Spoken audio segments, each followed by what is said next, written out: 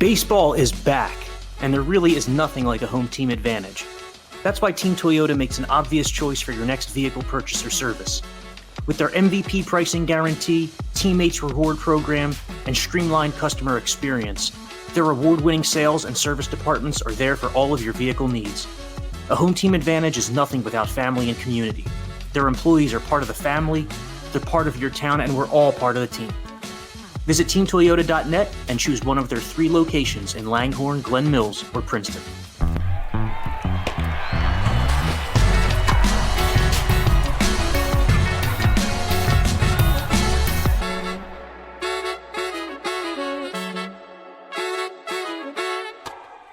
Welcome into the Phillies Talk Podcast. I am Spencer McKercher, joined by Ricky Metallico and Brooke Destra, live from Kansas City. Brooke, how we doing? Give me a vibe check. You've been on the road trip to Atlanta. Now you're in Kansas City. How's everything been going? Good.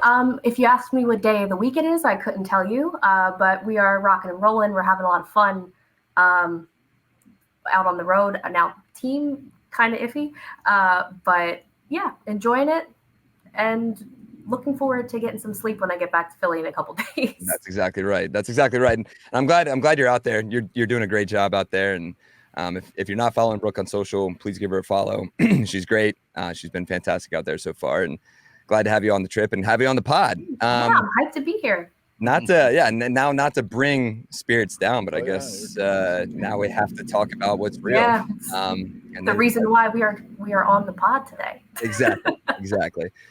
We'll start, I guess, on Friday night. The series opener in Kansas City. The Phillies drop it 7-4 to the Royals. Taijuan Walker. That's straight up what we're gonna start with. I don't know, man. 6 runs, 8 hits over 3 innings. He threw 78 pitches over 3 innings. Bo, we'll start with you, and I know you made your comments and your opinions pretty strong yesterday on Phillies Postgame Live. What's your thoughts going forward on Taijuan? Are we trying to win a World Series? I think that would be question number one. Is that where you want to be? Is he the guy that you want in that starting rotation right now? He's not the same guy. I mean, in all reality, you look back to early last year. You're talking about a guy that was throwing 95, 96 miles an hour. I know he hit 93 twice yesterday, but he was kind of ticked off when he threw both of those pitches. It was later on in his outing. He's sitting at 90, 91, which takes away the whole split finger for me because, let's face it, a guy who throws harder trying to readjust to a certain pitch is a lot harder than when a guy's throwing 90, 91, and then all of a sudden you could pick up the spin on pitches. I think he's in a lot of trouble because of his velocity. Nobody will come out and say that. He won't come out and say it. He said he felt great last night. If that's him feeling great, I think there's a bigger problem there. I think the Phillies need to do some searching right now. And quite frankly, but Rob Thompson was asked after the game, Brookie, you were there. He was asked if Taijuan was going to be in the rotation, and he says we're going to have to talk about it. That's not exactly an invitation to pitch in 5 days. Yeah. And in my eyes, it might be time to send him to the bullpen, do something else with him. I don't even know what he would do out in the bullpen though either. Exactly. And you mentioned Topper's comments. It was weird, right? Like he was like he said he liked the jump in velocity, but then Ricky, like you said, he was sitting at 90, 91. I don't really know what the jump in velocity there was. He could be talking about finish. Maybe it looked a little different at the stadium, but to me, I mean, number one, his mechanics are not that good. Yeah. I don't know. He looks like stiff. I mean, how many pitchers do you see like throw a pitch and almost standing up when they let it go? You don't see that very often. You usually see a bend in somewhere along the waistline. He's just standing straight up, which means there's one plane of the baseball coming at you. Yep. And Brookie, we kind of talked about it. I will give Taijuan credit. He's very admirable, right? He admitted that he was not good, and he knows he's better than that. That's his comments. Being in the locker room, I know we kind of talked about it last night, but give the listeners and the viewers just kind of like what that vibe in the locker room was like. And like you said, give an insight on what Topper had to say. Yes, we were even talking to Topper before the game as well. And he said that he and staff and Walker are working through some things right now. So we tried to follow up and see if they had any indication if he was making his next start or not. And it's still very much so up in the air. Topper didn't want to go into much more discussion, obviously, since things are still being worked out. But I feel like in the past, when you've seen Walker post-game, he's showed a lot of frustration in himself. Obviously, he wants to do and be better. He wants to pick up the team, but I just got the vibe that he felt very defeated yesterday. He's doing everything that he can. He's showing up. I mean, people who are around the ballpark, around this team as consistently as we are, we see them showing up and doing the work. And, something is just off, and it could be mechanically, it could be the confidence levels obviously taking a blow as well. And it's just, you're kind of at a rock and a hard place right now. Like, what are you going to do? And it's really unfortunate because he's putting that work in, and it's not. I think the biggest problem is he hasn't even shown signs of improvement. You know what I mean? That was his third start, right? Yeah. Back. Mm-hmm. His third start back, he's given up 5 home runs, and nothing has really changed. It almost seems like he'll give up a home run, then he'll throw a couple good pitches, but it's too little, too late. Yeah, and it's the 5th time this season that he gave up multiple home runs in a single game as well. So he can't shut down innings. He can't really put a pin in any single situation. Every time he's in trouble, it just kind of feels like the floodgates open and he's not able to recover. And you can really tell how his outings are going to be that first inning, and it just crashed last night. That game was over in the 3rd inning. Yeah. Oh, yeah. And even Tom McCarthy said that on the broadcast. He was like, as soon as the second home run, the Pasquanito, whatever the heck he say his name. Sasquatch. Yeah, we'll call him that. Tom was saying like that's too big of a deficit, especially with this offense struggling. We'll get to that in a second. But yeah, now it's 8 straight games that the Phillies have lost since Taijuan has started. 38 innings over those 8 games, just not what he wanted. And we talked about it. Taijuan said last night on Friday that, he's getting behind 1-0, 2-0, 2-1, and then he has to find that pitch to go across the middle.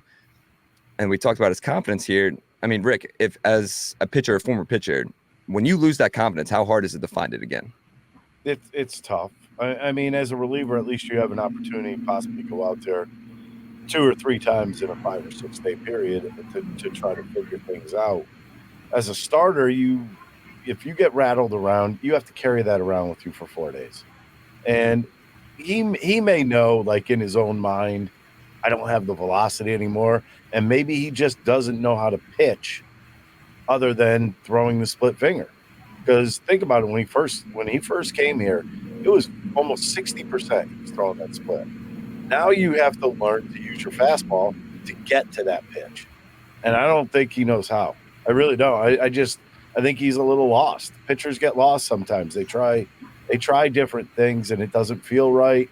And being a guy that was using the split finger for that long a period of time, I mean, it's kind of like trying to bring in a whole new guy. And sometimes it never pans out. And this is looking that way right now, unless a miracle occurs that he picks up 4 miles an hour somewhere, which I don't think is going to happen. But this whole season has been a little strange from the get-go for him. Going on the injured list with a blister for how long? A month and a half? Whatever he was missing gone. time in spring training as well. Yeah, just personal issues. A lot of strange things going on with him. Maybe he's got some personal things that are also going on. I don't know that, but who knows? Yeah. And, his next scheduled start could be against the Braves, could be against the Astros. Could not be. I don't know. I don't know if we'll see him make that scheduled start. I mean, they just sent down Tyler Gilbert to make room for Rangers Suarez, who starts on Saturday. Looking forward to that. But I really, that's the thing. We talked about Colby Allard. We talked about Tyler Phillips. Mm-hmm. Well, Colby Allard, Rob did confirm pregame as well, will be making tomorrow's start because they wanted to get Wheeler in against Houston and Atlanta. So that's let's go, Brookie. Yeah, thank you. Brookie is on top of it. Let's go, man. So there you go. So Sunday start, if you're listening to this, Colby Allard will be on the mound in Kansas City in the series finale. And let's hope it's for a series win. That'd be nice. Coming into the game today on Saturday. We can hope. That's the thing, Brookie, and you've been on this road trip. Being in the office, especially with this guy across the table from me here, these games, man, have just, and you and I have been talking about it, they've just been uneventful. They've been dreadful to watch. You're almost like distracted. All of a sudden you're like, oh, the game's already over and the offense didn't do anything. And I guess we'll transition to that. But like being on the road trip, especially seeing these games live in person, what's the vibe been like? Yeah, I caught myself. I zoned out. I think it was during that third inning, just staring at the fountains in the outfield. And I was like, oh no, like let's recalibrate. Let's get back in to the game. But I mean, the constant theme this entire, even the middle frame that they won in Atlanta, they didn't, I mean, it was great situational hitting that night, but I feel like they are just up and down every single night offensively. Like they are not putting together good at bats. And granted, Friday night's game against Kansas City was significantly better than what we saw in terms of them making contact and not chasing. But I mean, they struck out 32 times in a 3-game series. So any improvement seemed logical for that. Yeah. And, getting to it, they haven't homered since Sunday when Stott and Marsh went back-to-back. So we're coming up on almost a week here where we haven't seen the long ball. Rick, what are you seeing in terms of just that? To me is almost impossible for this team. That's what I'm saying. Literally almost impossible. If you would have told, if I had a bet out there and you would have told me they wouldn't homer in a full week at one point, I'd be like, no, there's no chance. Absolutely no way. And today would be that full week, right? Yeah. Basically, that's the most noticeable thing. They're not hitting the ball with power right now. And here's what a lot of people, I run into fans everywhere and, hey, are they getting old or is this team? I don't think that's the case. I know a lot of people will be like, these guys have been around a long time. Is the season grinding on? Yes, the season grinds on everybody. It doesn't matter who you are. It doesn't matter if you're a rookie or you've been playing for 15 years. The season does grind on you. But for all these guys to go in slumps at once, and I think Trey Turner said it right the other day that they've never expected that to happen. That's why you go and get these superstars. So if Trey Turner goes in a slump, you have 5 other guys that can pick him up. But when your 1, 2, 3 hitters hit like they've been hitting lately, and I might take Harper out of it. If he has another good game tonight, I would take him out of it. The one thing I liked about Harper last night, his lower half was really balanced for the first time in, I would say, about 4 games. So that to me is step one for him. He had a couple hits last night, hit a couple balls hard. But, you watch Trey Turner. Turner and Schwarber were coming up last night in a big situation. The second inning? Yeah. No, top of the third. Yeah. Top of the third inning. And in our newsroom, the question going around is who's going to hit into the double play to end the inning? Always. And wouldn't you know, Schwarber strikes out double play and it's over. Mm-hmm. And that's like the MO of the Phillies the last week, if not the last 2 months. Yeah. I mean, they have, thank goodness the Marlins and Nationals were sprinkled in there, because who knows where they would be right now. And I will say this much: if something happens, like if they were to lose the next 2 games and the Braves win the next 2, this city's going to go ballistic. Yeah, that series next week. It's 4 games. Atlanta coming to Philly. That could be. But that's not even it, Brooke. You still have to go through Atlanta. I mean, Houston. Yeah. The Astros are back too, which is scary. Like they are now I think they have like a 6-game lead. They had a tough loss on Friday night against Baltimore. And Anthony Santander is unreal right now. He's pretty good, man. Talk about hitting home runs. But this is a Phillies podcast, not a Royals podcast. But yeah, anyway, it's a tough stretch. And I was talking to my dad about it today. Like that division lead, we could be tied in a week from now. That division, there's a strong chance that the Phillies are tied with the Braves a week from today for the division lead. And we had the same situation just a couple weeks ago when they were on the West Coast and it was back down to 5 games, and they put together a really decent stretch to get that back up to 8. Atlanta was losing again, and you kind of felt like, okay, we can exhale. But even if no one's asking them to go out and sweep series, but even if they just collect series wins here and there, they would create so much distance again in the East, and it's just they're making it more difficult against themselves, where they're going out every single night and playing their opponent, but they're also battling against themselves as well. So that's a very good point. And think about this: they've won one first game of a series in how many months? Maybe at least since the All-Star. Out of All-Star. Yeah, because they won the first game against who? The Nationals? Yeah. Because they lost the one against the the Marlins and against the Dodgers. Yep, and they were trying to get a 4-game sweep and then lost the series finale against the Nats. Yep. And then of course, just the way the baseball gods have been, plaguing the Phillies lately, the Nationals blew a 2-1 lead late to the Braves on Friday night, and then C.J. Abrams. Oh my God, dude! C.J. Abrams has a repeat ground ball and throws it in the dirt. The Braves scored the winning run with 2 outs in the 10th or the 9th, whatever it was. So, yeah, as of right now, the division lead is still 5. Kind of cheering for the Nationals, I guess, here at this point, just the way everything's been working. But going back to the offense too now, it's something ridiculous. I have the stats here. Yeah, they didn't have a single walk on Friday. They have just 8 walks in their last 6 games, but over those last 6 games, they struck out 54 times. They're brutal. In baseball this season. They've been 6th in walks in all of Major League Baseball over the entire season. But over the last 7 days, they're ranked 29th with just 8 over the last 7 days. So, I mean, even the walk rate, and that's the thing, they started to pull this together a little bit more, and I think JT said it last night in the locker room, Brookie, just they're happy with their bats on Friday night. They still came across with 7 or 4 runs, but it was just too big of a hole. Celebrity cook Steve Martirano brings his Italian-American cooking back home to Philly. Enjoy Martirano's Prime at Rivers Casino and Steve's famous meatballs with Sunday gravy, prime steaks, and more. Make reservations for Martirano's Prime on OpenTable. I think the other thing is you have to look at how they were scoring the runs too. Like those last 2 runs, it was a sac fly and it was a wild pitch. So it's not, being aggressive at the plate. It was, little pockets of a little bit of relief. But the game could have ended 7-2.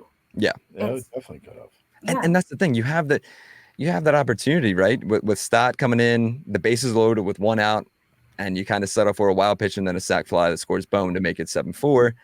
And just, too little, too late there, I guess. They keep squashing their own momentum. Like you feel like they keep building up, and this has been going on really since the West Coast. They keep having these huge moments in the game that spark these rallies, that spark these huge wins. You had Schwarber with the 3 home run game in LA. You had him with the grand slam. Weston Wilson hit for the cycle. Christopher Sanchez figured it out and went a complete game. And you're like, this is where they're turning it around. Yep.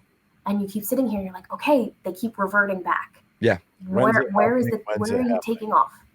And are you, truthfully, I think for the first time all season, I've been trying to be Mr. Positive, me and Corey on the last pod, having that glass half full mentality. But for the first time, it's finally kind of hit me that 1, the division might be gone. 2, are the playoffs gone? Are we talking about possibly them missing the playoffs? Can you imagine that? I can't and it's the 60th anniversary of the 1964 team, and that was one of the bigger collapses in baseball history. But when you look at it from where they were, and even just the starting pitching at the beginning of the season, Ranger Suarez was 9-1. I don't know. Everyone, the top 4 guys, Sanchez, Nola, Wheeler, and Ranger, they all had an ERA under 3. We had 8 All-Stars. Yeah. And now there's you almost wish that you didn't have any All-Stars right now. Maybe they would all gone home and rested. Yeah. And I know, and I know we've talked about it on the pod before. Give me your guys' opinion. Brookie, we'll start with you. I don't know. Did London mess these guys up? And I know, Ricky, I know your thoughts on it, being a former player. But I truthfully, looking back, I don't know if London really messed these guys up. I just feel like now you're so far removed from when London happened that you can't use it as an excuse anymore.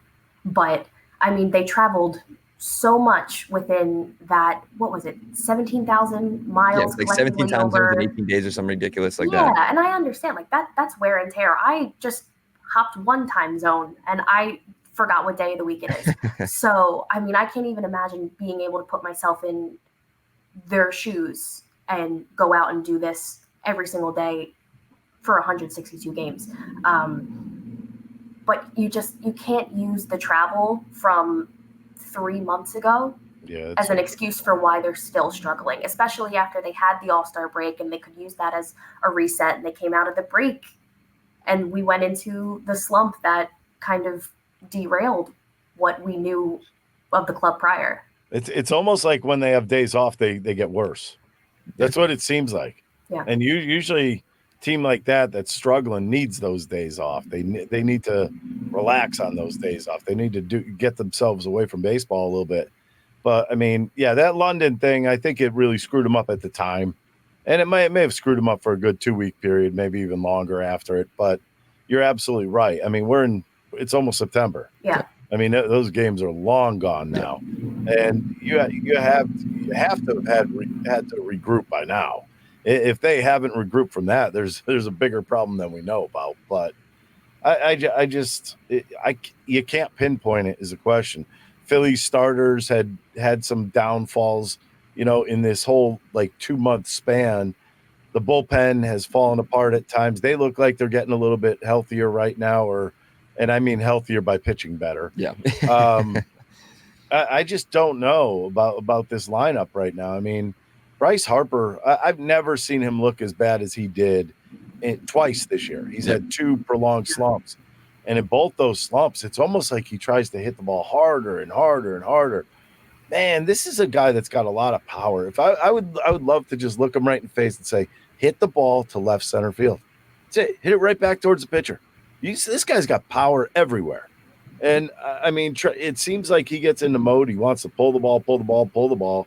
I think the same thing with Bryson Stott. I think when he goes into his slumps, you see him trying to pull a lot. I will say this much about last night, although I can't just say it for the Phillies, because both teams hit the ball extremely hard last night. Oh, my God.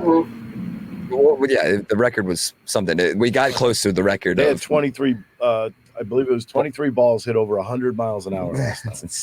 That's insane. And going back, Bryce actually looked pretty good at the plate last night. I think maybe he's trying to find a little bit, but then you go to the guys, the 2 spots above him, Schwarber and Turner, 0 for 10 with 6 Ks last night. Have you talked to Schwarber at all? We have not. I don't know. He looks like he's not seeing the ball. I don't feel like his swing looks all that much different. I feel like because the swing was there too. Not seeing the ball. Yeah. The swing was there, and you were talking about him maybe getting up to 260, 270 on the season. And then, it's been gone. It is what it is. There's nothing you can do. When these guys go in a slump, you have to live with it, and that's where we are right now. Yeah, and I think it's frustrating because, Ricky, like you were saying earlier, the importance of bringing in all of these star players is that if one is slumping, you have another one to pick it up. And just for everyone going through it right now, I just think the entire clubhouse is sitting confused. Yeah. They're trying to figure out why this is all happening collectively. And Trey Turner in Atlanta, he was saying that we do see positives, but in a stretch like this, no one wants to talk about them. It's hard to see or acknowledge the positives when they're losing. And I do have a positive, Nick Castellanos. Yeah, sure. That guy has been so underrated for this club since June. Yeah. One of the most consistent guys. And he's been extreme. You know what? You nailed it. Extremely consistent. Mm-hmm. And you haven't heard from him at all. He's just going along his business, playing every day. It's like, don't bother me. I won't bother you. Yeah. That's what it feels like. And for all the things that he's been through over the last 2 years. He got booed to high heaven last year. And he shows up, and I know, Spencer, we're always at the ballpark early. You can attest to this. If we're walking in for getting set up in the press box, 2:00 in the afternoon for a 6:40 start, he's already out practicing. Yep. He's taking BP. He's That's in the how it field. should be. Yeah. He works tirelessly every single day, and it's no different on the road. It's been very interesting to see players approach in different ballparks, and his is the exact same routine. It's every single day. He's the first one out there, and he is working. And for him, it's paying off, and he's showing up every single day and contributing in some way. Yeah, which is, and you need someone like that to kind of just be under the radar. And I hope some of these guys makes it a lot easier when it's actually working. Yeah, you're doing that work, and it actually feels like it's working. Exactly. Last thing, I'm just going to wrap up. There has been some talk about Seth Johnson, who was acquired for Gregory Soto. He's the starter from the Orioles. So far in AAA, he's started 4 games, 17 innings, 12 hits, 4 earned, 6 walks, 17 K with a 2.09 ERA. Could we see Seth Johnson? I know that was one of those, it could be a AA guy coming in, and he's looked really good down in Lehigh. Is he on the 40? I don't believe so. There's an issue. Yeah. So, I mean, what are you going to do? What could... if you could sneak him on the 40, move somebody off of it, or put somebody on the IL. But yeah, it's not always that easy. That's the problem. Exactly. And going to Saturday, as you're probably listening to this, Ranger will probably either pitch well or pitch not well, hoping, making his first start in almost a month, or I guess a month or 2 days. A little over a month. Yeah, July 22nd. I really believe this is the game that determines a lot. Yeah, but we've been saying that. No, I'm talking about for the starting rotation. Okay. I think they need this guy. Yeah. 100%. They missed Ranger. Well, there's so much debate about if, they eventually want to move into a 6-man rotation down the stretch just to give the guys an extra day of rest. Hey, Brookie. But right now you only have, if Ranger is back, 4 viable pitchers. Where are the other, Taijuan's a toss-up. Yep. Hey, Brookie, we are in the stretch. We're here. Doesn't feel it, but we're there. Here. It's scary. I mean, what, next Monday? Not this 34 Monday, games. The following Monday is September 1st. So it's crazy. Sunday, yeah. It's Fast season. Yeah. Fast August season. 31st. Yep. You ever do the knuckle game where you count your knuckles? So your knuckle is, January, that's 31. In between knuckles is not 31 days. So if you go January, February, Anyways, March. Brookie. Hey, anyway. I'm glad you're out there. You're doing a great job. All right. Keep it up, kid. Brookie, you have done an Thanks, amazing job. Safe travels back home tomorrow after the series finale. We will probably talk to you guys either Monday or Tuesday before or I guess in the middle of the Astros series, and hopefully with more positives. And again, we've talked about it, all season too, especially over the stretch. Oh, when they get home, they'll be fine. Oh, when they're on the road, maybe they just need a break from home. The splits are not that great right now. No. These next 10 games are gonna say where they end up. It's huge because then you go to Toronto and then you go to Miami, where it's the House of Horrors down in South Florida, and if you lose 3 or 4 down to there, and all of a sudden the division lead is 4 to the Braves, and you're down 4 games, and then mid-September they have 7 against the Mets. Yep.